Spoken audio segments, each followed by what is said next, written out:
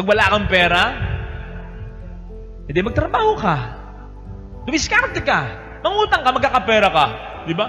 Kaya nga sabi natin, pera lang yan. Huwag mong alalahanin yan. Kinikita yan.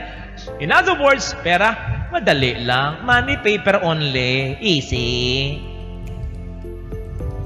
Pero yung pagmamahal, pag kailangan mo na ang pagmamahal, abay,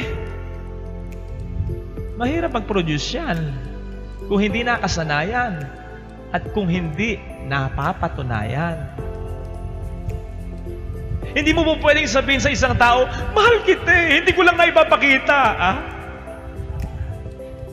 Ang pagmamahal, para maging makatotohanan, dapat napaparamdam at napapatunayan ng matagalan.